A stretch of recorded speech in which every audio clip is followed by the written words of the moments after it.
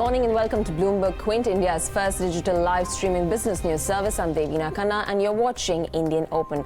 Let's go straight to the headlines. Oil recovers some losses after its worst reaction to an OPEC meet since 2014. Crude prices fell almost 5% after the cartel agreed to prolong production cuts as growth concerns overshadowed. IMF chief Christine Lagarde has been nominated to succeed ECB President Mario Draghi after his 8-year term ends on October 31st this year.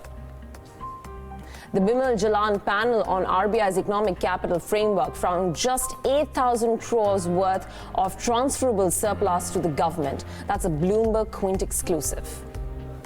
Air India Asset Holdings, that holds a part of the carrier's debt and assets, is planning its first rupee-denominated bond sale worth 22,000 crores to refinance debt. All right, as we set up for trade this morning, let's quickly take a look at what's been happening across the globe. U.S. equity markets making record highs. In yesterday's session, you did have some bit of gains coming back into the equity markets for the S&P 500. We're now up. We were about 1/3% higher. We closed with gains of about 1/4% on the Dow Jones and the Nasdaq. But remember, it's a complete risk-on mode for the equity markets across the globe. You know, while we're talking about, there's nothing new with regards to the trade talks, but it's headed the right direction according to most market experts out there. But it's still going to take some time.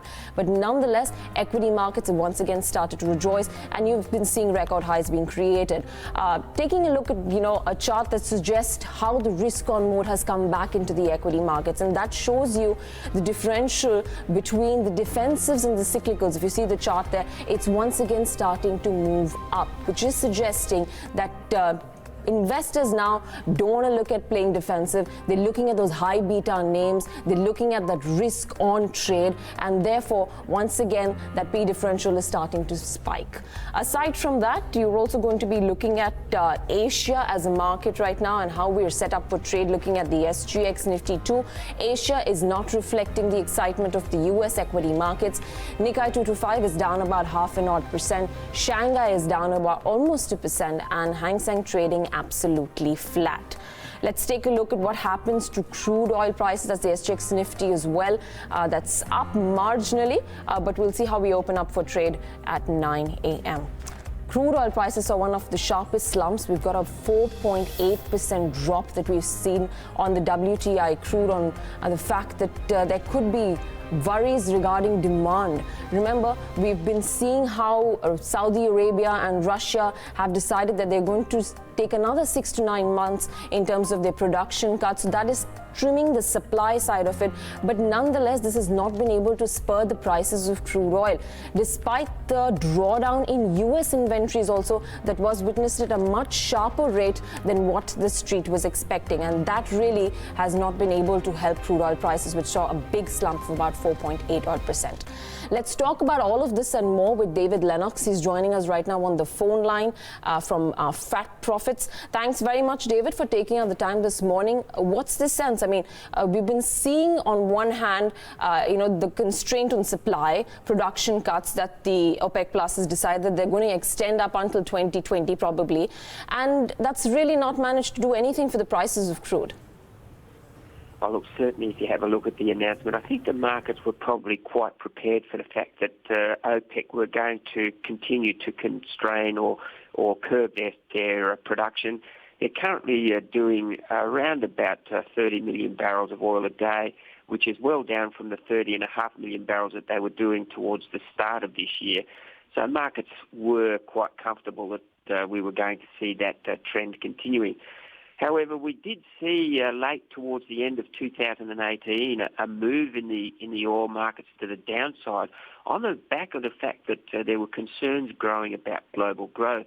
And as you suggested, as that global growth concerns sort of grew in intensity, markets became concerned about demand for oil. We've been forecasting demand for oil around about 100 million barrels, but we've now seen forecasts for 2019 down to as low as 98 million barrels.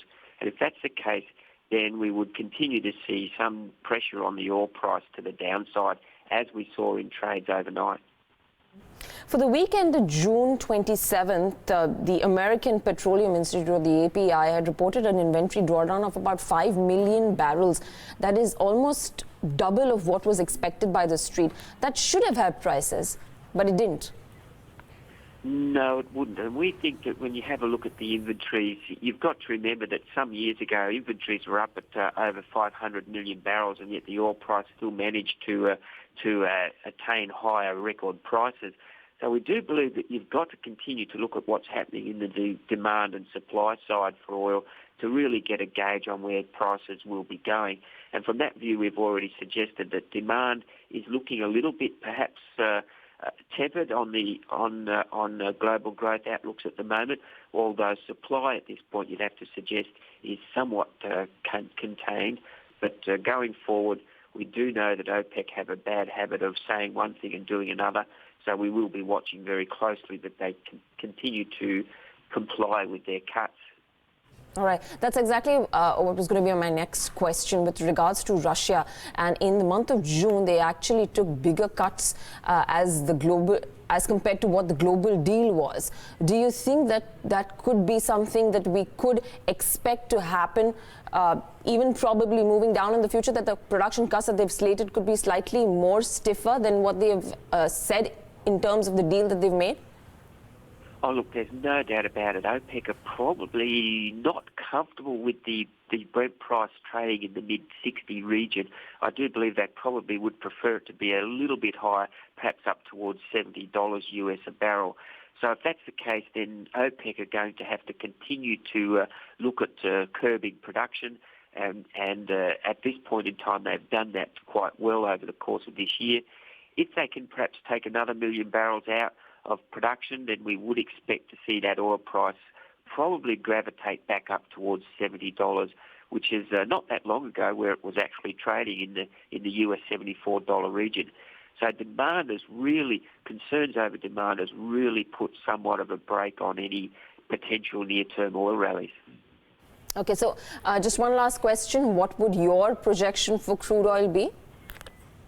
Look, at this stage, we've certainly kept our Brent price at between $74 and $84 for calendar year end. So from that view, we believe that, yes, OPEC will continue to curb supply, and we do believe that demand may be a little stronger than perhaps pundits are forecasting at the moment. And if that's the case, we'll see those oil prices gravitate back towards $70. But we're not looking for any real strong rally in the oil price over the remainder of this year. All right, David, we'll leave it at that. Thank you so very much for joining us this morning with your thoughts. So that's crude oil and the outlook there by David Lennox.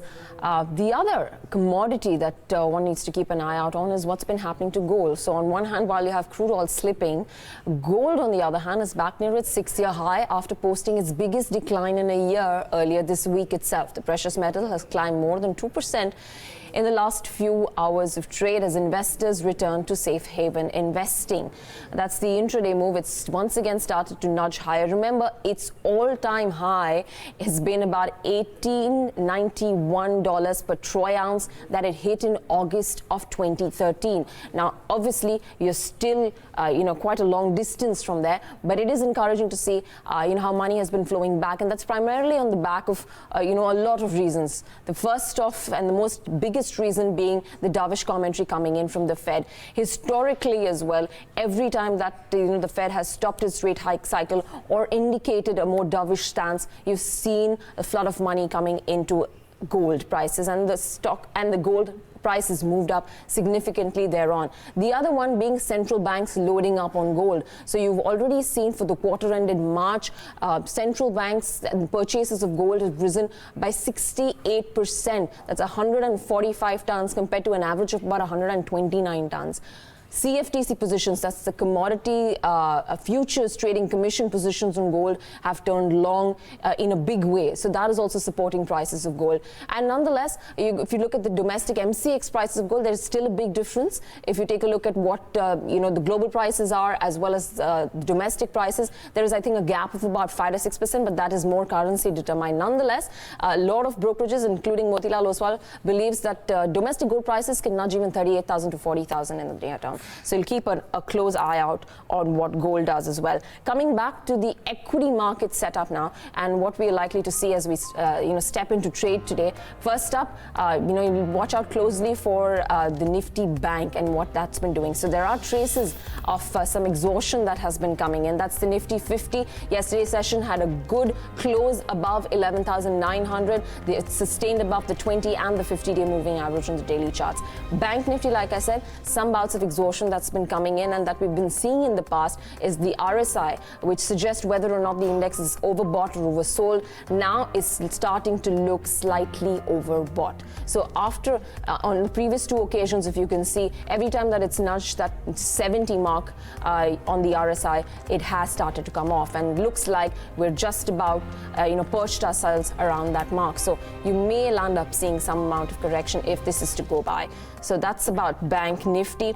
Aside from that, you're going to be looking at individual stocks in focus this morning as well. So you're going to start off with, your Class A trucks and the kind of data that has come out from there. You've got a month-on-month increase of about 25%. Bharat Forge, Ramkrishna Forgings, GNA Axles, these are the stocks that you're going to be keeping a lookout for. The other one to watch out for in the session is going to be, obviously on the back of crude oil prices, what happens to the likes of the oil marketing companies, Berger Paints, aviation stocks, SpiceJet in particular. Keep an eye out on all of these names. And finally, Asset DM is the other one. HSBC has maintained its buy rating on the stock with a price target of about 205. They've said that both the Middle East and Indian operations moving ahead as planned, presence across income segments, value chain to support strong revenue growth and margins, and the fact that it's trading at a 40% discount to peers is a good valuation bet as well for the counter. So watch out for an Asset DM. All right, today on First Word gets straight to the headlines, and Mishika tells us why everything started and ended with Avengers Endgame for Multiplex owners last quarter. And Soumya tells us why ceramic makers like Somani and Kajaria Ceramics have a smile on their face right now. Darshan also takes us through the findings of cement dealer survey, which shows prices are cooling off. All right, on to our first piece then. PVR and Inox have been doing their bit to spruce up their multiplexes to attract cinema goers. But what's not working for them is the very reason people flock to cinema halls, the movies. Avengers Endgame was the only movie which got the cash registers ringing in the first 3 months of FY20. Mishika Parak, she's joining us right now for more. Mishika, it must have been really, when we're talking about the content pipeline, Avengers was started to be the biggest movie of the year, and it looks like that's probably, at least at the start of the year, the only savior that they have. Yes, Devina. So after a very strong second half last year with movies like Uri, Gully Boy and Simba, which did very well for the top lines of the major two players of multiplexes, that's Inox and PVR, quarter one of FY20 was rather dull, with big banner movies like Student of the Year 2 and Kalank crashing at the box office, and even mega stars like Bharat, which had Salman Khan and Katrina Kaif in it, not meeting expectations. Avengers, however, was the only saving grace in this quarter. The movie not only garnered footfalls and revenues, it managed to break all records. Now, for the month of April 2019, it was flat on a year-on-year basis in terms of net box office collections growth.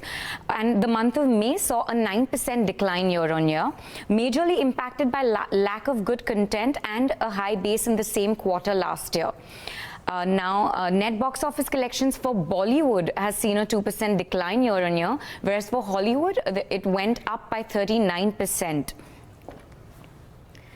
Let's look at the how much the movies have made individually. So Bharat made 197 crores. De De Pyar De did well at 102 crores. Kalank and Student of the Year made 81 crores and 71 crores respectively. And Avengers made 365 crores, which is a huge number. For regional movies, there were two very good movies. Maharshi made 127 crores and Lucifer did a business of 81 crore rupees. Now, we had a word with PVR, and the company is optimistic about the July-September period. Kamal Gyanchandani, the CEO of PVR, said that the lineup for the quarter that coincides with the festive season is promising. And we also had a word with Dipesh Kashyap, who's an analyst at Elara, and he said that for the upcoming quarter there are some exciting releases, mainly Super 30 and Mission Mangal, and it should be a decent quarter if these movies perform as per expectations. All right, Mishika, thanks very much for that. So that's what you have. Hope this pipeline can improve because, while you may see Q1 getting her support from Avengers, the rest of the year needs to have a really strong pipeline for these companies to declare good numbers. Moving on, Gujarat Gas announced its 8% price cut for gas used for industrial and commercial purposes. This will be beneficial for companies with manufacturing facilities in Morbi that use gas as fuel. Ceramic firms, for instance. So Amit Sarkar, he's standing by to let us know the extent of the gains. So if you see the prices of the piped natural gas that has been used by the industrial and commercial users have been cut by nearly 2.5 rupees per standard cubic meter. That is close to 8% to close to 27 to 29 rupees per SCM now. That is because the prices of Singapore LNG, that is the raw material, has seen a significant drop since the start of the calendar year 2019. As you can see in this chart, in the last 6 months, Singapore LNG prices have dropped by more than 47% to close to $4.4 per MMBTU, that is million British thermal unit. And because of this 47% drop in the Singapore gas prices, we are seeing this 8% cut that has come in for the industrial and commercial users of gas in the Gujarat area. Now, this price cut will be positive for all the players who have operations in the Gujarat area, that is mainly the Morbi region, where the industrial areas of Gujarat are present. So Gujarat Gas, if you see, the company gets nearly 70% of its sales volume from industrials, and of this nearly 50% of the sales volumes comes in from the ceramic companies. So this gives us an idea that majorly ceramic companies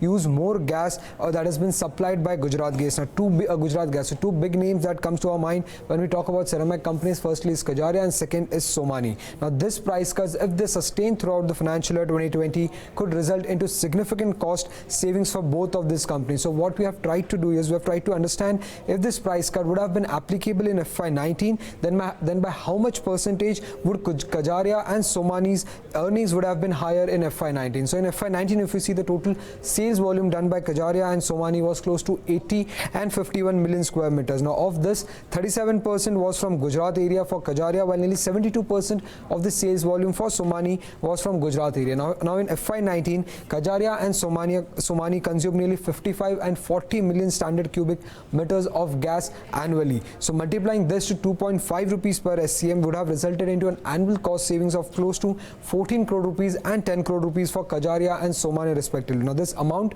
looks small, but this cost saving, do remember that this cost saving would have completely trickled down to the bottom line of the company, thereby boosting their profit before tax for Kajaria by nearly 4% and for Somani by nearly 13%. Now, for Somani it is higher because it gets nearly 72% of its sales volume from Gujarat area. Now, if this price remains sustainable or drop further throughout the year, it could possibly lead to analysts upgrading their EPS estimates for both these companies for financial year 2020. Now, so far, if you see, since the start of FY20, analysts have lowered their EPS estimates for Kajaria and Somani by nearly 2 to 4%, but this could lead to an upgrade because of lower fuel prices that we are expecting in financial year 2020. What does this do for customers? Do they expect to pass on anything? So most likely they won't, because they already do their business in the margins on this business are very low. So most probably they won't, because earlier also we have seen them, whenever the prices were higher, they were not able to pass on this to the consumers. So most likely at this time also, when the prices have come down, they won't pass on this to the consumers and would retain their margin, would look to increase their margins for financial year 2020. All right, Samit, thanks very much for that. So watch out for some of these ceramic manufacturers. Nonetheless, a positive for them.